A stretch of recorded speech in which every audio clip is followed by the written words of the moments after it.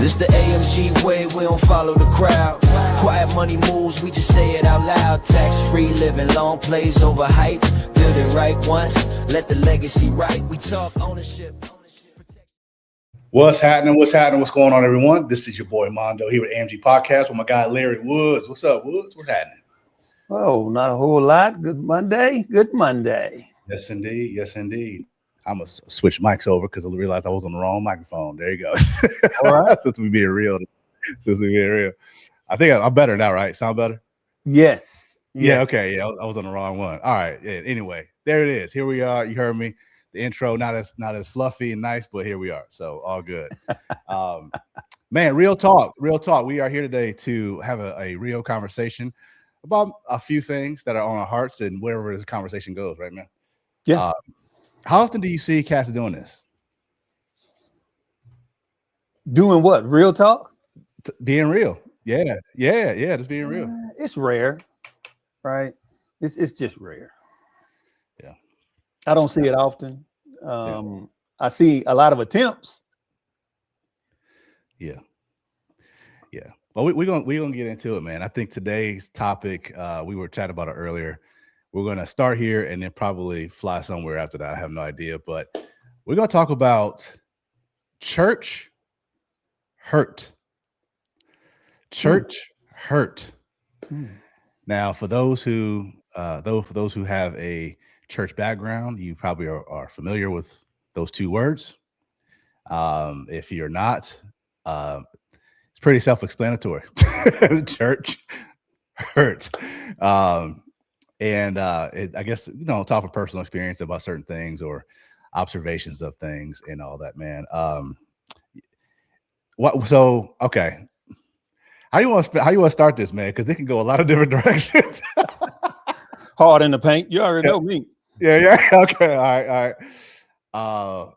So we were having a discussion. Larry and I were talking about church hurt in different aspects and about how I was saying how I've seen people who have gone through something at a church, been hurt by the church, someone in the church, maybe a group of people in the church or a circumstance in the church, whatever it may be.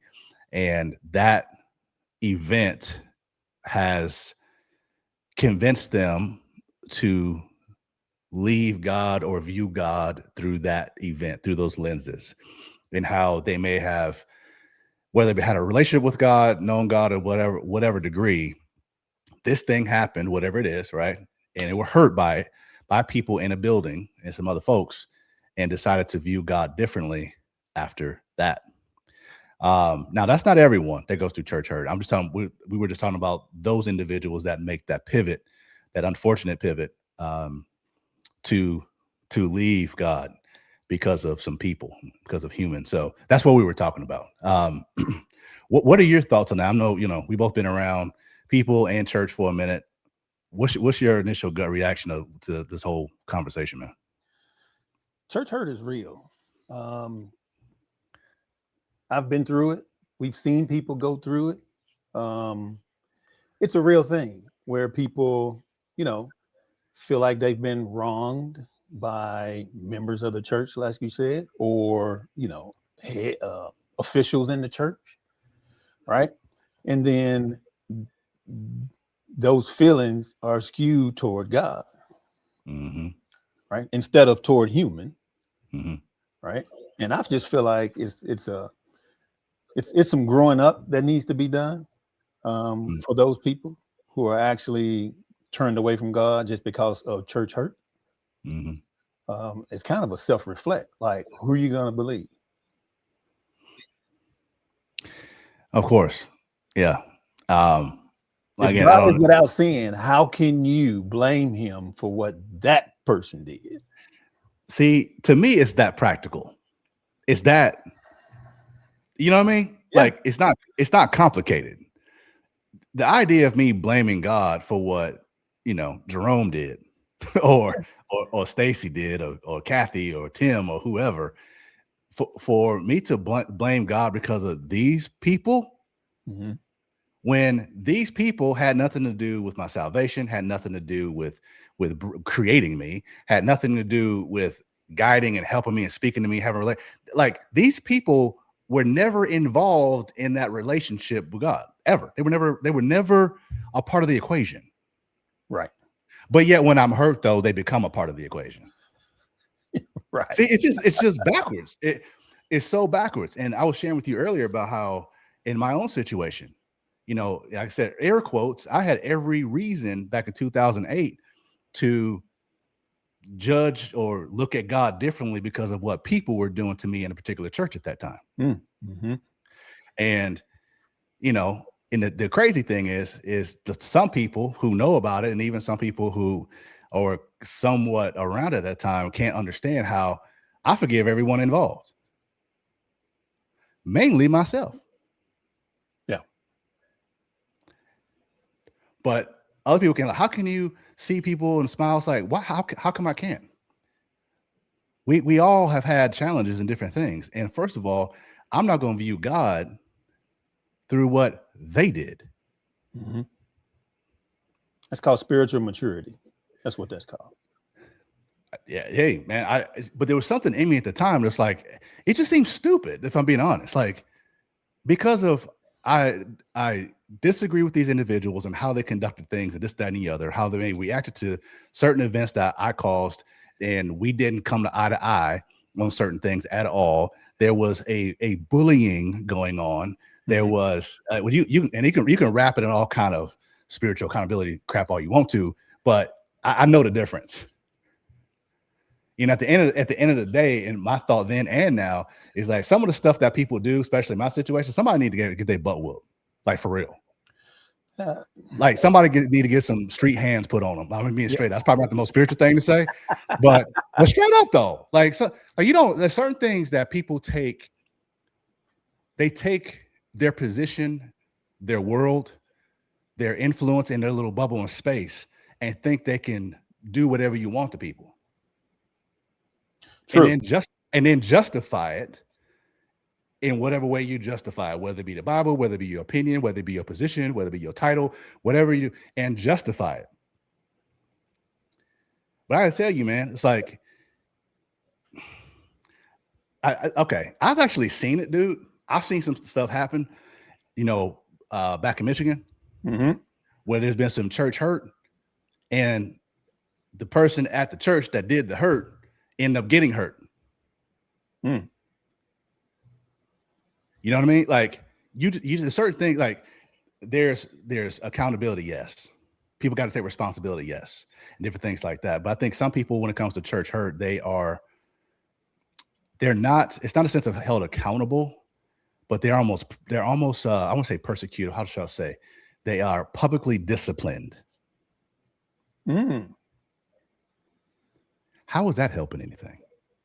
Publicly disciplined. If it, you mean doing you mean doing the things that look to be right on the surface, but underneath is dead wrong. Right. Yeah. And then justify it. What's interesting to me is that type of behavior. What's the ultimate goal? Because if there is someone in a particular church or whatever, and there's some correction that needs to happen, do you think bullying and shaming and calling out it in public, embarrassing and all this other kind of stuff is going to be the thing that encourages them to turn the right way? Absolutely not. No, absolutely not. But then you get somebody like me, right? It's like I'm not going to be bullied. It's not. And honestly, that was in my situation. That was part of the probably a big part of the frustration back in my situation, is that I wasn't going to be bullied. So the more that I resisted, the more dramatic it got, because the more I resisted. Got it. Right. And it wasn't going to be one of those things where I tuck tail and walk in and bow down to the pastor and all that kind of stuff, man. You can go fly a kite with that. Ain't nobody doing that. So it was one of those things for me. When I went through it, I learned a lot about myself. Did I learn about other people? Not nearly as much. I learned about the true content of their character, and that's all I needed to know. But as far as the long-lasting effects of the situation, I learned a lot about myself. Good, not so good. Mm-hmm. Things that I said, oh man, I gotta get better there. I gotta throw that away. Kind of like trial by fire. Kind of. Say it again. Kind of like trial by fire. Yeah.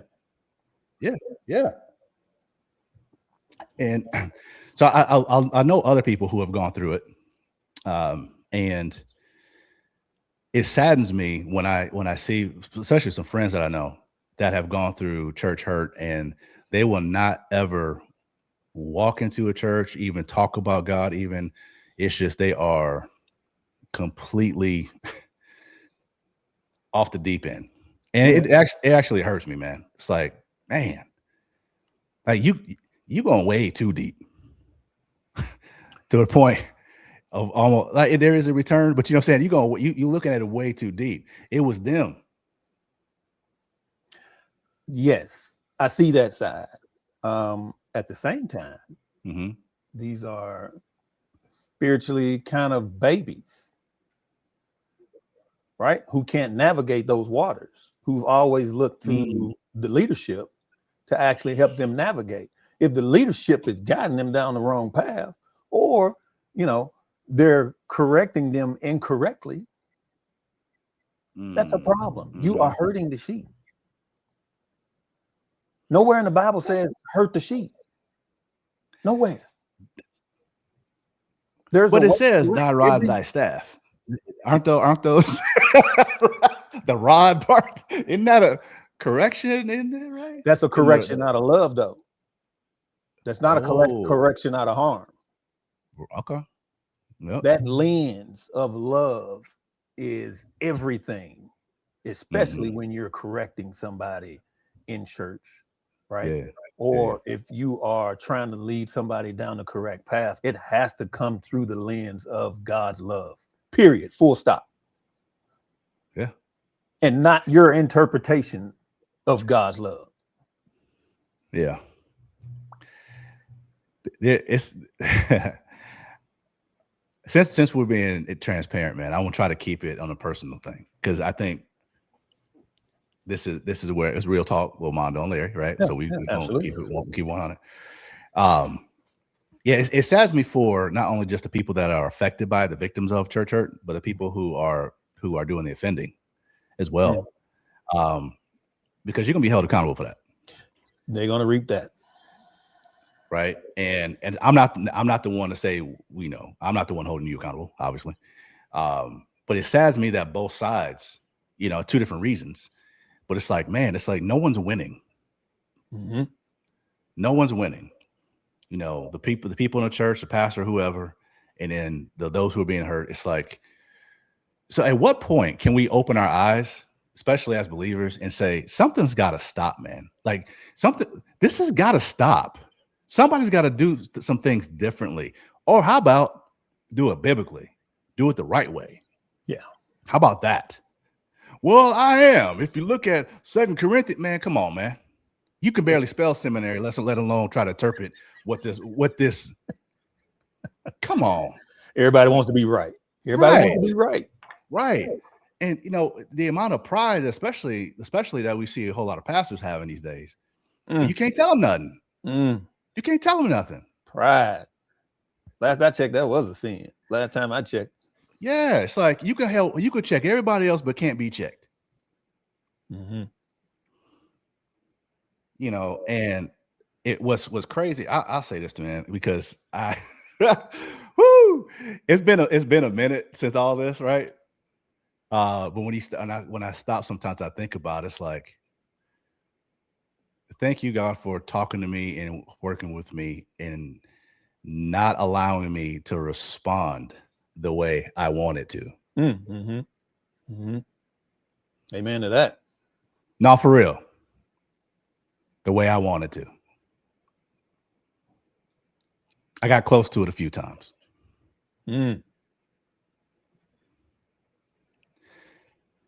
When you take it upon yourself to not just hurt, but turn the knife. Yeah. Defame someone's name and character in circles that you don't even belong in, circles, your workplace. Yeah. People that you didn't even know, but you found out. You used the internet and you used some gossip and you went and found somebody to try to defame me in front of others. You lost, because all it takes is a little time. You can't be ignorant forever. Yeah. All I gotta do is weather the storm. And I knew at some point it would fade away. But I also knew you keep poking at other people, your own laundry gonna be aired one day. And I'd be wrong to say, and even lying if I said I wasn't waiting on that to happen. You want to be real with you, Woods? Straight up. I was like, somebody blow that up, please. Mm-hmm. If we all go be transparent and I went first, then y'all need to go second, third, fourth, fifth, and sixth. You know what I'm saying? Like, yeah, we all going. We all going. But that's part of what I said. I learned a lot about myself because I didn't respond. Yeah. That was, you know how that whole thing when, you know, you pray for patience, God don't give you patience. He gives you things to learn patience with. If you're trying to deal with something like I was at the time for a long time, a lot of it had to do with reacting. He's not going to say, oh, I'm going to remove that thing, you spirit you got in you. I'm going to take that. No. He's going to give you something to where now you got to exercise it and trust. Yeah. It was hard. It was hard, man. It was hard. And I don't think some people understand how dangerous it is to when you do that to people, because you don't know when. Okay, let me back up. When you are poking into someone, let's say you go to the grocery store right now, right? And you don't know this person. You don't know. They seem like a nice person. They seem cool. You run to them all the time, whatever. But you don't know what they've been through. You don't know what they come from. You don't know how they used to act. You don't know the upbringing. You don't know what they will and won't do if the right button is pushed. You don't know. All you know is what you see in that grocery store when you run into them. Right. Right. That's what I'm saying. So people in higher positions, you got to be careful, man. In my opinion, be careful in how you interact and treat people, because you don't know what button you might be hitting. Like you might literally be tapping into the very reason why they're in church in the first freaking place. That's right. And it's not pretty.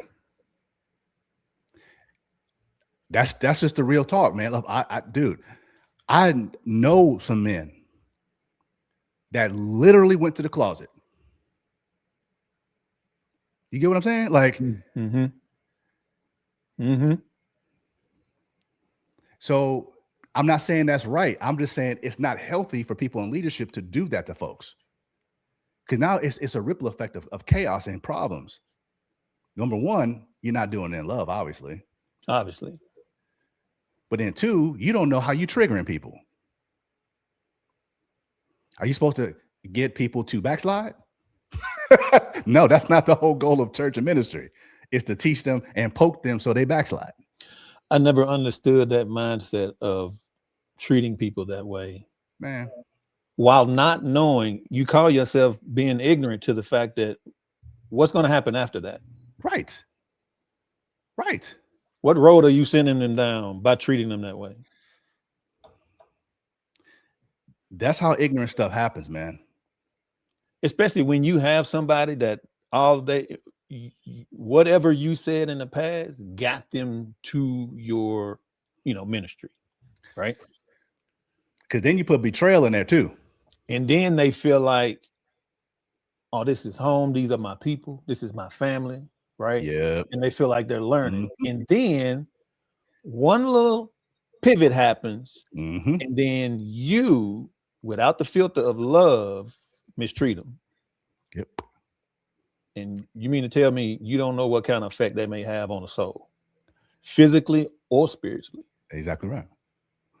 This is why security is at church now, because spiritually you're damaging people. And some of them may come up in that door with bad intentions. Yep. Exactly right. And I've thought over the years, man, like, thank God I had the Lord talking to me, guiding me, and in me, like enough, if you will, to say, chill out, back up, don't engage, chill out, back up, don't engage. This is part of a bigger plan for you. Now, this part sucks. This part is hard. This part won't feel good. You're going to learn a lot about yourself and more than you do other people. But just stick it out. There's something better coming. Now, looking back multiple years later, I can see it. 20 years just about going on. I can see it. I see like why he was like, back up, chill out. This is a hard pivot that hurts. You got to learn some stuff, but it's going to start right here. You're not going to like it. Stay home. Don't go back there. And boy, did I learn a lot. Notice I'm not talking about the other folks who did it. I don't know what they learned, what they went through, how they gone by. And honestly, don't give a rip. If I see him, hey man, what up? It's even happened on a handful of occasions over the years. Yeah. So I'm cool. All right, whatever. Now I got to kick it with you and go hoop with you or something, but I don't mind, dapping. How you doing? Good to see you. Be cordial. I'm man enough to do that and not act weird about it. Because at the end of the day, those individuals to me in my story don't mean enough to me for me to get bothered. Yeah.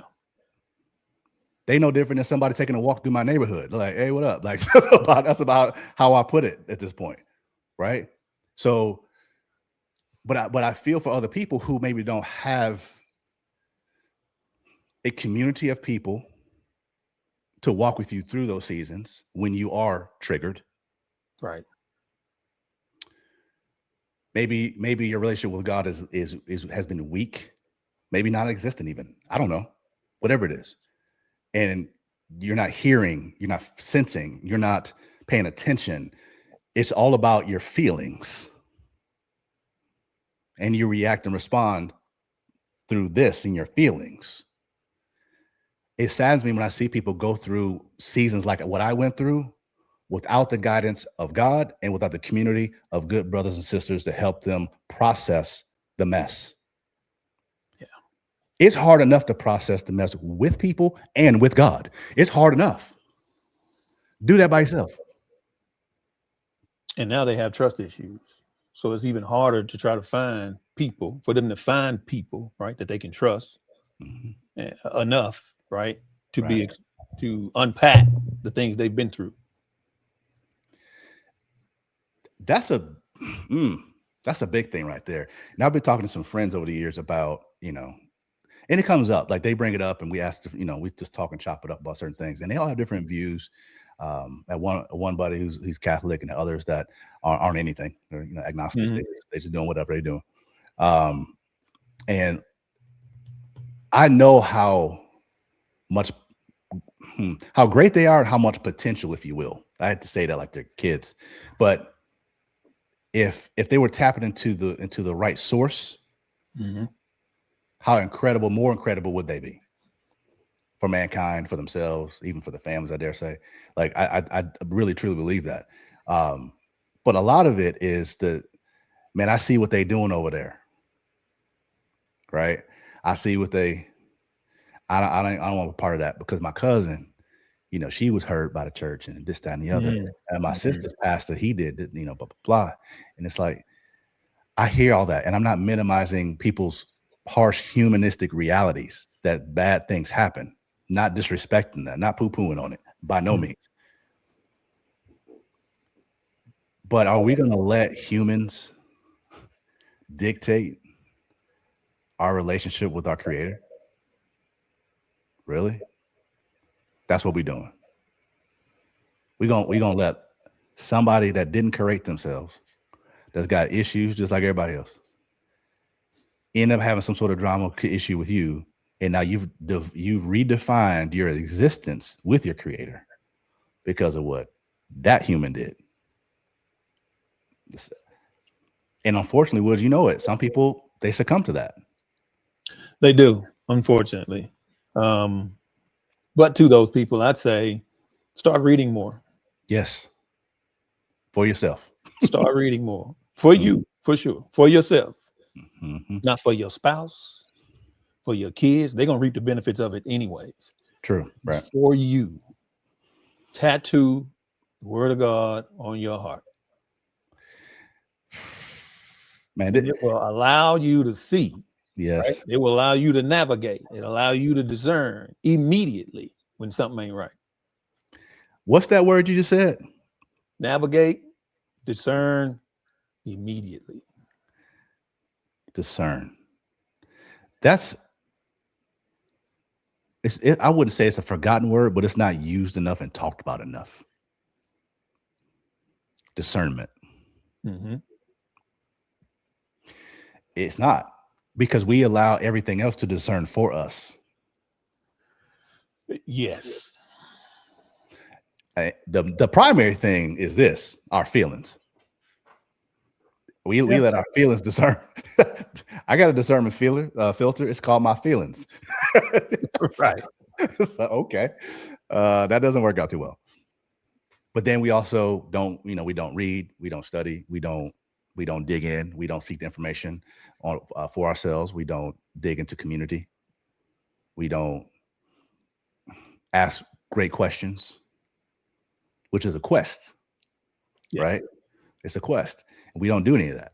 And I have found my most darkest moments in my life has been the times where I wasn't asking questions and I wasn't on a quest and I was trying to figure out everything on my own, and I was isolating myself, and I avoided, as far as being a man, manly conversations, good, healthy, mature men I avoided that because I didn't want nobody to challenge me. I don't like that. It's uncomfortable. It gives me the willies. So let me just stay away from everyone and then give them a narrative that they'll be okay with so they don't say anything to me. I want to hide in plain sight. All the while I am miserable and suffering on the inside. Yeah. That did not work out well for me. I did it for a season. It was a good season. I don't mean 3 months. I'm talking about a hot minute. It didn't work out. It started paying out in so many different areas of my life, man. Health,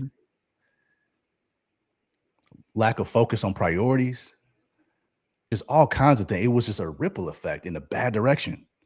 It wasn't true to who you are. It wasn't. I heard, I don't know if it was you or something. I don't think it was you. It was someone else. Man. Anyway, one of my boys that I used to hang with prior to all the drama. Mm-hmm. I didn't see for years. And then after the drama, I ran into him a couple years after that. Part of the reason why we took this little hiatus is because he saw how I was changing. And he was like, I'm going to chuck Mondo to deuce. Got it. He pieced out to protect himself. He still loved me, he said. He missed our friendship and all that. But he was like, I'm not liking this version of what's developing. I'm not digging this. He told me this. So he chucked me to deuce. Like, I'm out, bro. He didn't say it. He just kind of quietly dipped out the back door, right? So when I ran into him years later, he told me this. Man, and I started bawling, man. Like, because I knew what he was talking about. And he didn't call me out like, you did. No, it was like, bro, like, and then he said 2 words to me that I never thought would get me. This is what broke me. He said, welcome back. That killed me. Because I knew exactly what he was talking about. And a lot of people, from what I've seen, like me, if you're not willing to take conversations like what he gave me and what he said to me, if you avoid that kind of stuff, you just keep hiding. Just keep hiding. Isolation is no joke, bro. Yeah, it's not healthy. It's Man not. should not be alone. That isolation is not healthy. Let me ask you, do you know anyone that is thriving and also isolated? No. Right. So kind of oxymoron. right? It's oxymoron. I'm thriving in life, but I don't fool with nobody at all. No one. I don't deal with people. I just kind of do my own thing, and we're not built for isolation. And we can get in the word on that. There's how many examples? 8 billion examples in the word about that. But as humans, we attempted. I tried it. It was awful. It was awful. Because really, man, you watch National Geographic, like the lions and stuff when they hunt gazelles. Yeah. Sometimes you've seen it. We all seen the clip where they're looking at the lions. I'm sorry, the lions are looking at the zebra, right? And they just kind of hiding in the brush. And this is that one that's limping a little bit, and he kind of get lost over there off to the side. And they don't look at no one else because they're in the herd together thriving. But that one over there kind of limping a little bit off to the side, they can't keep up, or just don't even want to be with everybody. Guess who they go after? That's right. That one. Same thing in the spiritual realm. Same thing. And I've been that limping, Fran Sanford looking, walking. Like, we've all been there. We've all been there. I've been that too. We've all been there. And no, it's not glamorous. You may think it's glamorous, but you're looking at it with the wrong lens. That lens doesn't help you, doesn't keep you healthy, doesn't keep you out of trouble, doesn't make it better. Because you're still in your feelings. Man, that's a subtopic. We go, okay, one more. We got to go one more topic. These daggone feelings. They got to stop dictating how people respond, man. You got to do it. But we are in a society of feelings. Yeah. It's about how I feel. Sometimes it's not even about, or if not a lot of times these days, it's not even about what's right. It's about how I feel. That's dangerous. If something makes you respond based on your feelings, what does it say about the person? Man, what you said. You don't like yourself very much. But for real. If for something that somebody can say to actually get you in outside of yourself, come on, man. Yeah. What are we doing? You don't even like yourself, let alone love yourself. Do you even know who you are? Man, there's no way I'm allowing anyone to offend me anymore. Dude, it took me a while to learn that. But once I got it through Christ. Yes. Come on, man. Kick rocks. Yeah. You can't. That energy doesn't even penetrate nowhere around me. No. Like, I'm not going to redefine who I am because of what you say. That is not happening. And it's like, are we that paper thin these days? Right. Yeah. Because they're too lazy to read. Yep. And if your backbone is not rooted in anything, you're just a leaf in the wind, just blowing around. And the harder the wind blows, the further away you get from roots. Yep. And you just floating around, then it calms down. And just because you touch the ground doesn't mean you're rooted. It just means you stand on the ground. That's it. But as soon as the wind pick up again, there you go. And then here you go off in another county somewhere, just blowing around over there now. And that's the thing I see, man. It's like people aren't rooted in anything, man.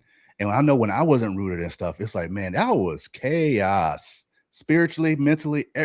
Dude, you know what's worse is when you are rooted, you uproot yourself. There it is.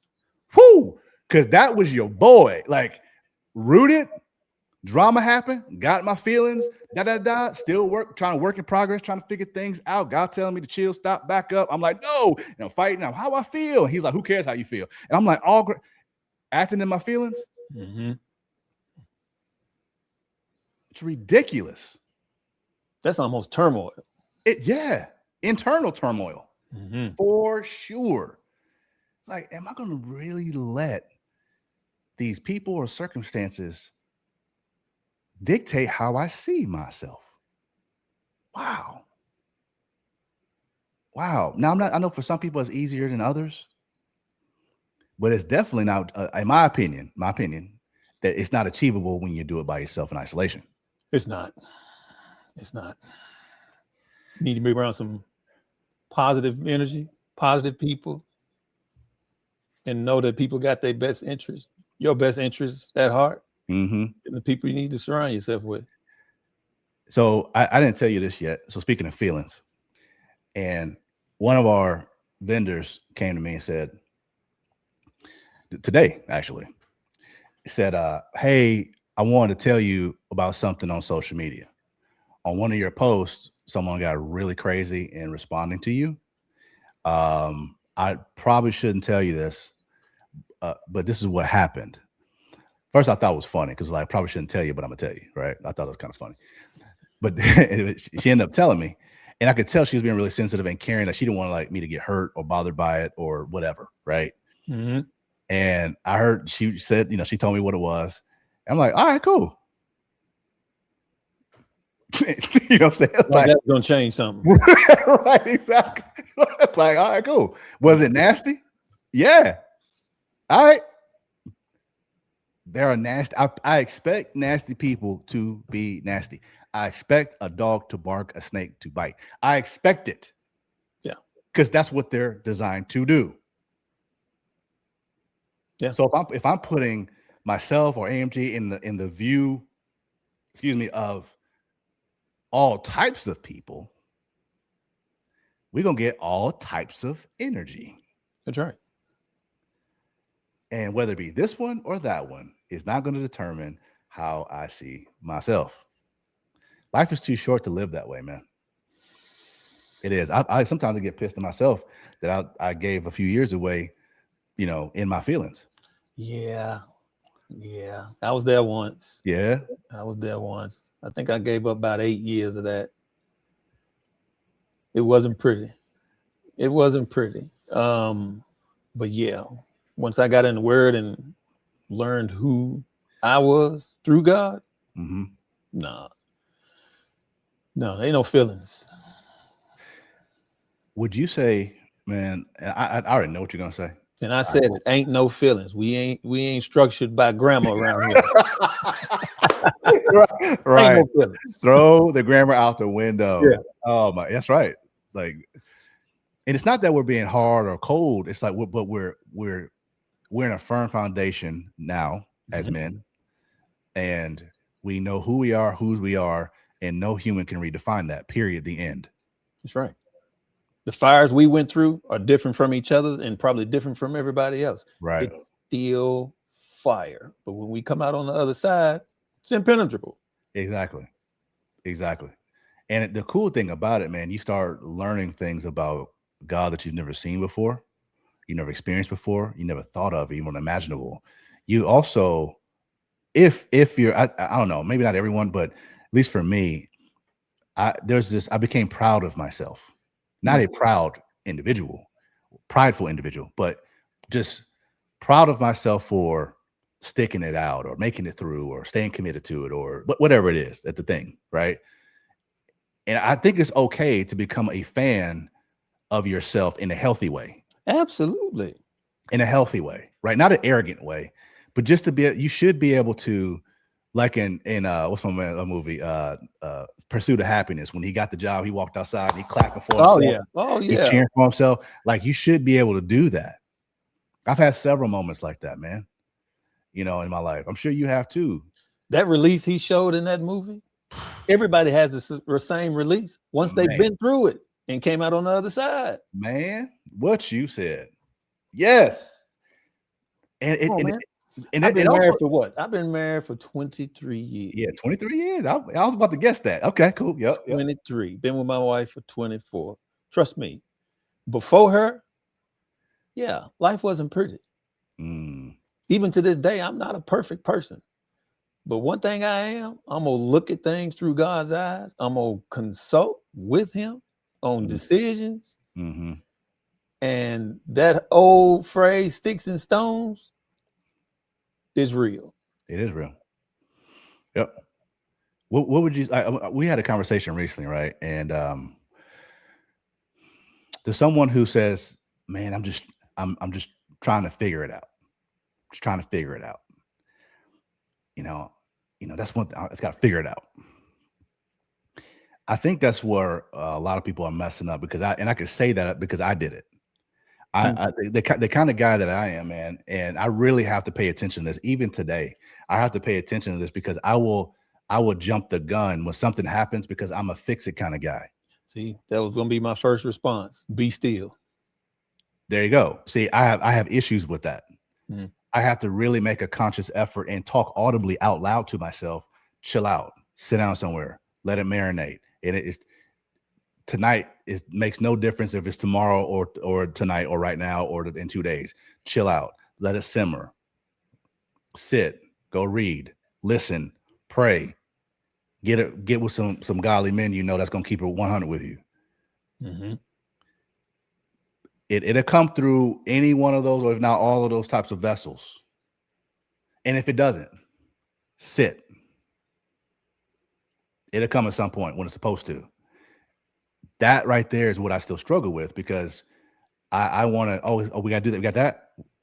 Okay. This thing broke. This thing is broke right here. Oh, let's fix it. Where the tape at? Where the glue? Blah, blah, blah. The guy's like, yo, I didn't ask you to do that. I just stop.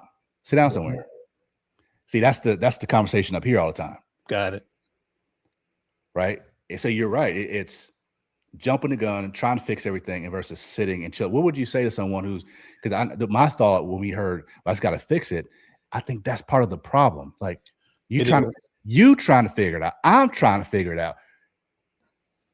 It's already figured out. So what I would say is that part, it's already figured out. God's already been on the cross for the things that's running through your head and heart at race car speeds. Mm-hmm. What you have to learn how to do is be still, sit down, right? Get in a quiet place and allow him to minister to you. Like really. Like for real. Yes. Lay it all down. Yes. And allow him to minister to you. That quiet place is important, man. You can't have a bunch of noise in your ear. Yeah. You can't be listening to God while you're getting the kids ready in the morning, trying to make breakfast, get out the house to get them to school. And you got the iPads running, the radio on, windows down. You know, your mama calling on the phone, saying all that. God, what you saying to me? Like, dude, sometimes I think I'm on the spectrum. Yeah, I'm telling you, man. Because some of the slightest noise when I'm trying to hear something, the slightest noise will just break that connection. Yeah. And then I'm in my feelings. Yeah. Right? Because I'm trying to get it. Yeah. I'm trying to get it. And I'm feeling like I'm almost there sometimes. Like he's about to, and then I hear something outside that door or downstairs or something. You got to get in that quiet spot. Yeah. And I do not disturb right now spot. That right, man, that right there, sitting in quiet. I've learned to appreciate quiet the older I've gotten. There some years ago, I was scared of it. Why was I scared of it? I don't know. Let's unpack it right now, shall we? Since we keeping it real. Why was I scared of it? I used to make this excuse. I would tell Selena all the time, or whoever about, I just don't like quiet. I need some noise. I need some background noise. Or I need something going on all the time. That way, well, that's just signs that I'm running from something. Am I running from direction? Am I running from correction? Am I running from intimacy with him? Am I running from what I might discover about myself? What am I running from? I'm asking myself that now, and I always ask when I have these feelings, like I just got to put something. No, what? I don't have to have something blaring all the daggone time. Yeah, me talking to me, right? It's like, so when things happen, and I hear a friend say, well, I just got to figure it out, man. It's already been figured out, and I know where he's at because I was there at one point. It was, dude. I have to figure it out. I. God ain't in that nowhere. I got to figure it out. It's like, come on, man. First of all, there's no new problem on earth. All the humans that's been here since the beginning, I think we kind of loop a lot of the same problems. Like, I don't think there's a new problem but I felt that way during my season. Like, God is up in heaven punishing me and saying, you know what, time out on all of humanity. Let me go over here and poke with Mondo and create some new type of problems for him that he can't figure out. I don't think that's God's heart. I don't think he got the time for that, interest in nothing. And first of all, who am I for him to park what he's doing to come over here and make up some new stuff for me? Do I think I'm that special? Right. Like, right. No, but you can start thinking these crazy things when you isolate. Mm-hmm. You're not going to the source, staying in your feelings, battling with your past, and on and on and on and on. I would implore people to actually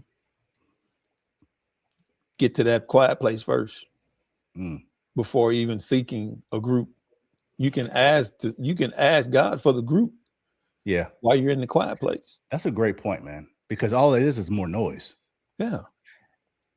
So then you're trying to discern without discernment. Man, it's gonna be a 3-hour pod because you just hit on something. Man, you just hit on something. Even picking a church.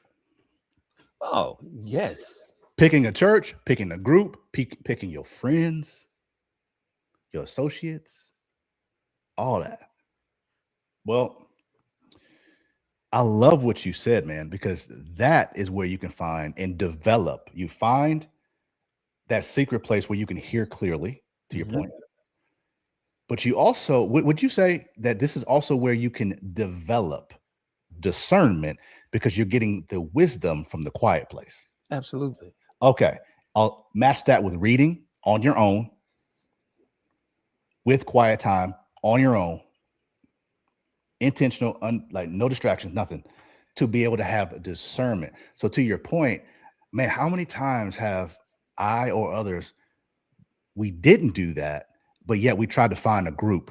We tried to find a church. We tried to find, so all we're going to is around a bunch of humans with very little ability to discern what we're experiencing. But because our feelings are leading, we like how they make us feel. We like the warm and fuzzies and the goosebumps because they were singing, and so that made me get. Ooh, I remember. It's nostalgic. It's all these other things. So now your feelings got you in a room that your spirit shouldn't be in. Right, because once the singing stops, exactly. Boy, yeah. I'm guilty of that. Yeah, we all are. We've been there, done that, man. Matter of fact,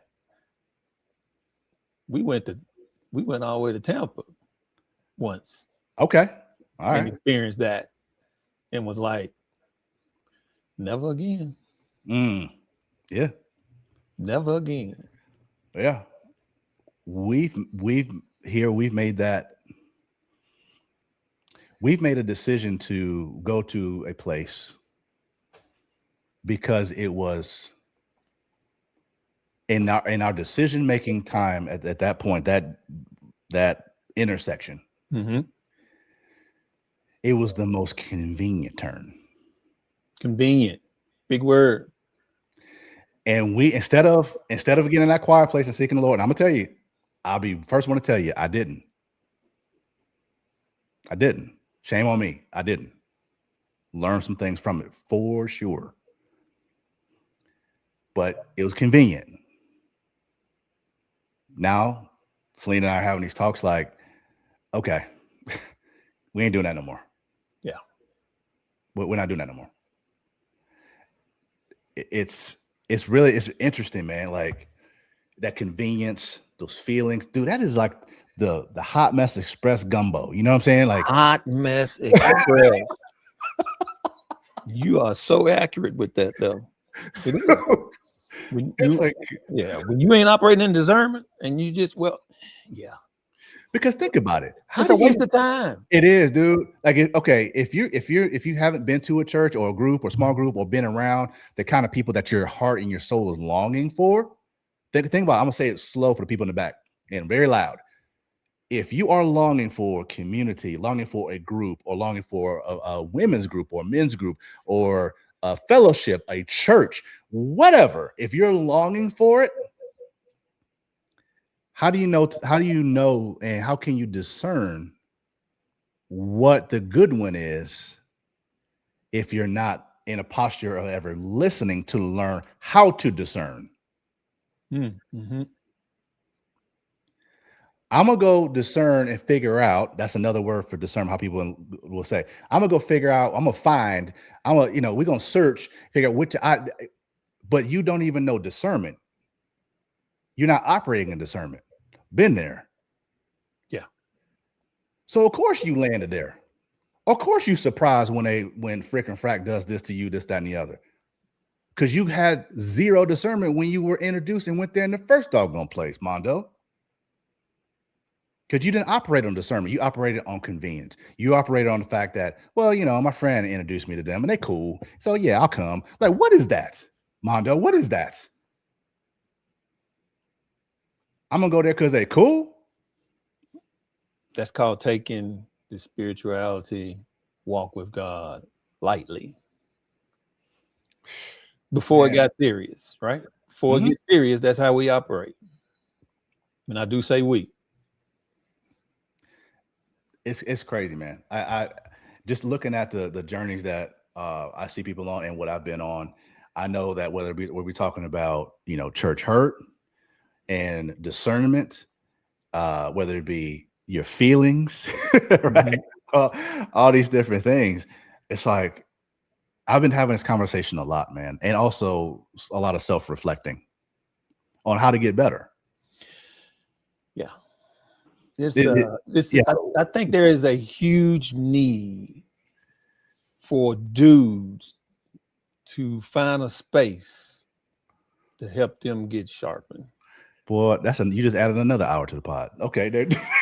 So yes, iron sharpens iron, but I don't think there's a lot of safe spaces out there for dudes to just come and dump. Because a lot of dudes, you know how we are. We need a safe place to dump, right? Yep. Uh-huh.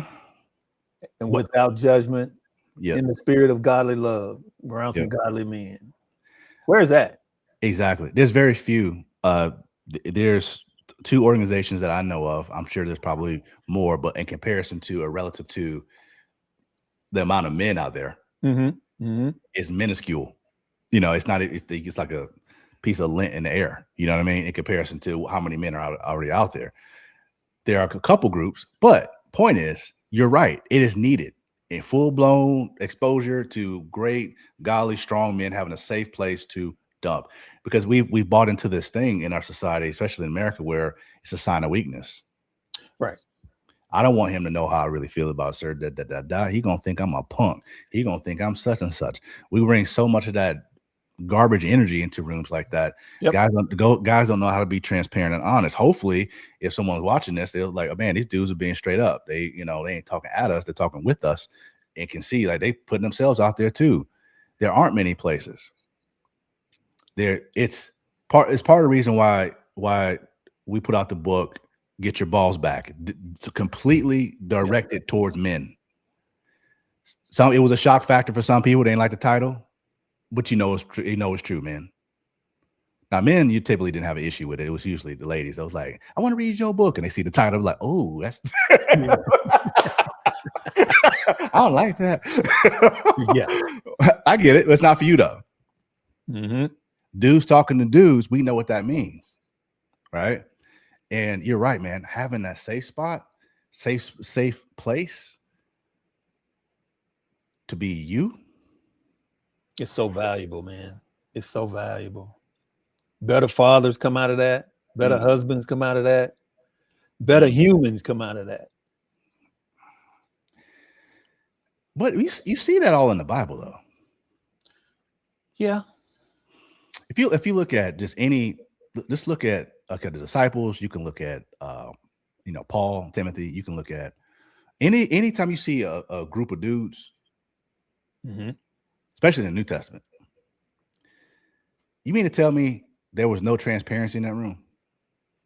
You mean to tell me they were all like tight and don't want to share about who they are and where they are, what they're thinking about, what they're thinking about doing, and what they're doing? You think they weren't talking about that stuff? They were. Yeah. The word says they were. Right? That's how we know. So what makes us different? You gotta be a man.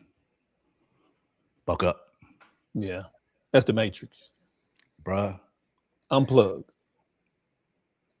I can tell with you, man, and I can say this about myself. based on what you said in this past hour, that we are both in our own journeys getting stronger in the lane of transparency. Yeah. And vulnerability. That's typically strength, transparency, and vulnerability are three words that typically you don't see working together in a lot of people's minds. But transparency, vulnerability, and strength, what? That's oil and water. No, it's not. That's the best cake batter you ever seen in your life. Sure is. That's a sign of freedom. That's what that is a sign of. Bruh. Sign of freedom. Man, what you said. Yeah, we have unplugged what the world says and plugged into what God said. That's what that means. That's what the transparency means. Dude. That's what the strength is. And that's for me, man, has been the aha moment, the truth that I don't want to leave. The transparency, the vulnerability, because I sleep better. My spirit is can rest in truth and not in internal lies I'm telling myself. Yeah. Or anybody else. Or anybody else. Yeah. Or anybody else like trying to that's like, dude, be straight up. It's much easier to live when you just straight up, man. I've learned that. You know, it's like we a lot of us come from cultures of transparency. You don't do that. Don't tell no. We don't do that. Right.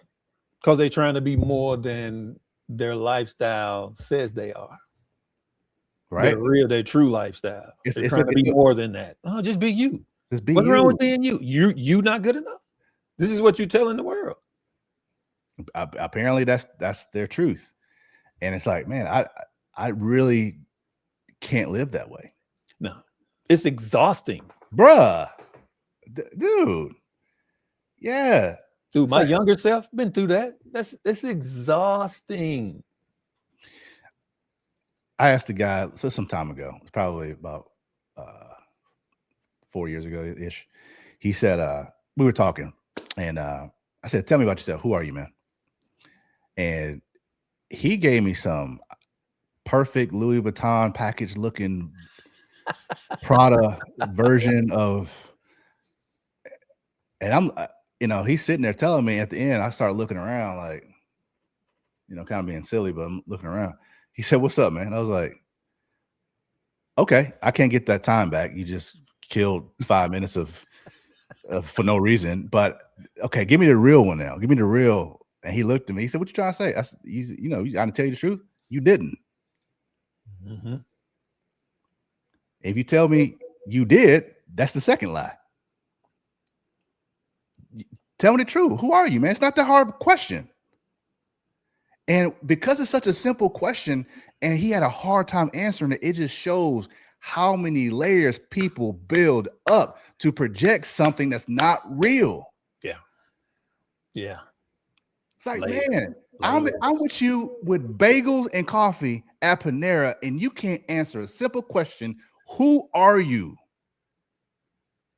Tell me about yourself. Man, this dude he could have been there with Denzel acting his butt off. Like, what is this? And I've seen that with so many dudes, and I had to reflect, like, I used to do that. Yeah. I used to do that. Wow. And unfortunately, in the Nashville culture, music culture that I came up in, young adulthood, that's part of the the thing there. If that ain't the fakest thing, oh my God, makes me vomit. Part of the reason why I left, if I'm being straight up with you. I get it. I wasn't in it, but I was around it. Yeah, if you're around it, you can't help but you can't even be real. Can you feel it? Yeah, you feel the yuck. And for me, man, it's like I gotta get away from this. I gotta go. I can't. It was other reasons as well, but that was definitely a massive part of it. Mm-hmm. I got tired of just lack of authenticity. It's I got sick of it, man. Yeah. It's like, good night. It's like, are we all that insecure? Apparently so. Apparently. Yeah. Now I'm gonna go out there and say, if you want to see a oasis of insecurity, move to a creative town. Oh, there you go. Straight up. I know it's going to piss off a lot of people. Well, they can stay there. They can stay there. You want to see an abundance of insecure people that are not comfortable with who they are? Move to a creative town. Where everybody's got to be on 100 of, Yep. of a facade. Yep. So, I mean, I could bore you for days with stories and stuff. You ain't gonna do that. But point is, it's authenticity, man, is what I believe, which is what this is. Like, we're I don't want to say we're throwing ourselves on the bus. We're not. We're just being transparent about our experiences and things that we've learned, things we, still working on, all that stuff. Yeah, it's a journey. It's not a one and done. It's not a decade and done. No, it's a daily thing, dude. Bro, you got to wring the sin out of your flesh every day. Yes. And allow it to happen by surrendering. Yeah. Even when you've been hurt by church, surrender. Even when you want to get in your feelings and do stuff you shouldn't be doing, surrender. Even when you're Mr. Fix It and you think you can do everything because somebody told you were smart and grandma said I was smart, so I don't need to wait and listen. I can figure it out on my own. Shut up and sit down, Mondo. On and on. Like, and I think a big part that hopefully that what we're saying to people, man, is how confidently we are talking about our processes, our lessons, our epiphanies, our revelations, all that stuff. We're not shaming ourselves. I'm grateful for it. Oh, makes me a better man. Yep. All day, every day. Did some of it hurt? Yeah, for sure. Did some of it suck? Mm-hmm. Absolutely. Yep, sure did. But because I started surrounding myself with the right people, reading the right book, not books. Book. You know what I'm talking about. And started exercising discernment in transparency, community and transparency and vulnerability, being proud of myself, talking to myself with love and respect, but yet in a godly way, holding myself accountable to things, talking to myself to be better. Dude, it's been such a better journey for me. You know, and now I feel like when those other ugly things rise up, I have the weapons to handle it. Yep. Quickly. You're equipped. Yeah. Yeah. I just want more guys to take that, man. And really, if we're going to tie the book into this conversation, that's what getting your balls back really means. It's not about how to be tougher, roar and all that mess. Right. Nah, man. Part of it is increase your grind. Yeah, you can grind in that book. You can do that. Yeah, do that. Grind in that book. Do that. Exactly. Man, this has been good, man. It's been a solid hour and 3 minutes. Look at that, man. Look at that. Yeah. Yeah, that's good. That's good. Well, real talk with Mondo and Larry. We're going to have many more of these conversations about whatever else. And if you're watching this, definitely like and subscribe and, join in the chat, send us messages. And if you want to talk to us about something in the chat or have us talk about or address something to hear our opinion, please offer it up, send a message, DM, whatever it is. And we'll definitely chat with you to see if we can make it happen. So with that said, Brother Mondo, Brother Larry, we are out. Y'all be good. Peace. This the AMG way, we don't follow the crowd.